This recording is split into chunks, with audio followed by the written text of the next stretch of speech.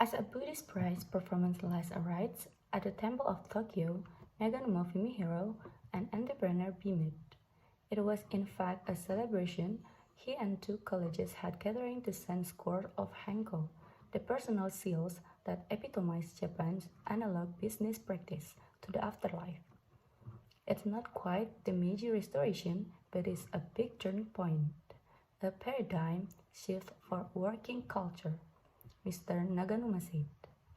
COVID-19 has turbocharged digitization around the world, but for all its technophile reputations, Japan has more ground to make up the other big economies in its embrace of information technology or IT.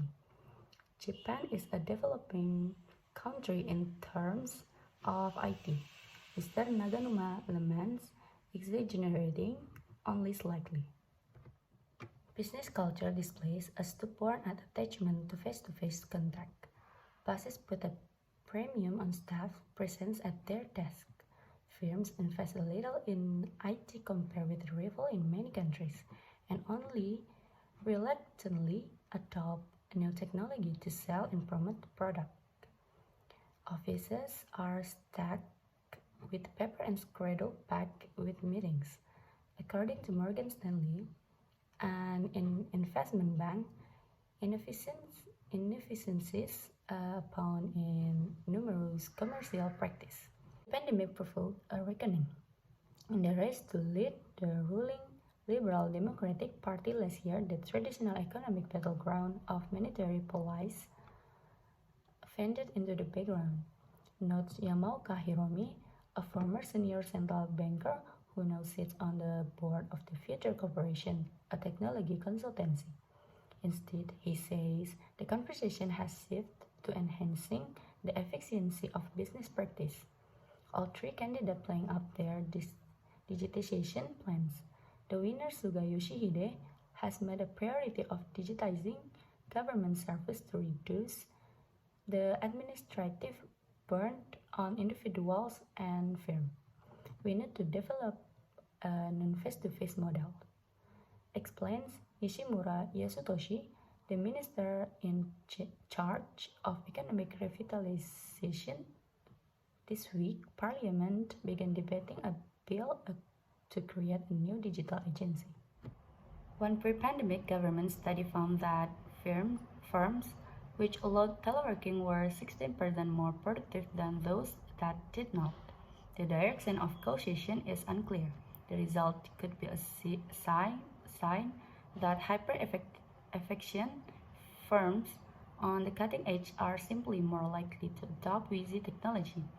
But such findings help persuade more companies to test the hypothesis that digitization boosts productivity. Firms that sell computer programs for things like secure electronic signature, transcribing paper document into digital format, or setting up online store have seen their share price boom. Sansan, a database software firm, has high hope for its electronic business card service, which digitizes the ritual most emblematic of the face-to-face business culture. Trending business card is something that everyone does, says Kawamura Ryota, a product manager at Sansan. Online business cards will gain traction as long as there are online meetings. Mizuho, a big financial group, has eliminated paper document at its bank branches. Digitization is also infecting industries that peddle in the bits and bobs, not bytes. A hulking excavator fills the lobby of the Tokyo headquarters of Komatsu, one of the world's biggest producer of construction equipment. But in the office upstairs, employees are digging through data to build the company's smart construction business, which digitizes workflows at building site. COVID-19 broke a rapid baseline in resistance to such innovations, reports Chikashi Shike, head of the Smart Construction Division. Japan's other champion of heavier industry are similarly keen. Is Japan runaway company wants to turn its popular digital transit card into a payment platform. A presence in the office is less vital too. After having teleworking foisted on them, some of Japan's largest firms, including Fujitsu and Hitachi, two industrial conglomerates, have announced that they will make flexible schedule permanent.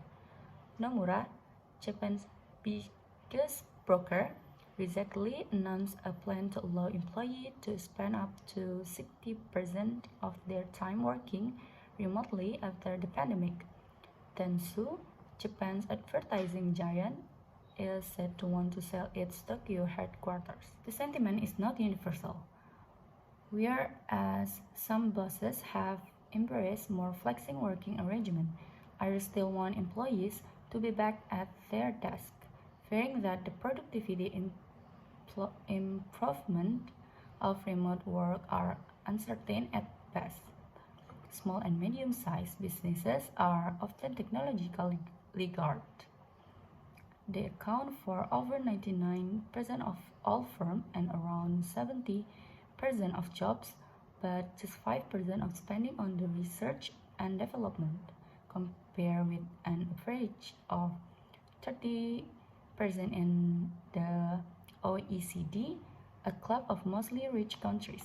You have some of the best service in the world, but they are wildly inefficient, says Jordan Fisher, the American co-founder of Zeitomo, a Japanese startup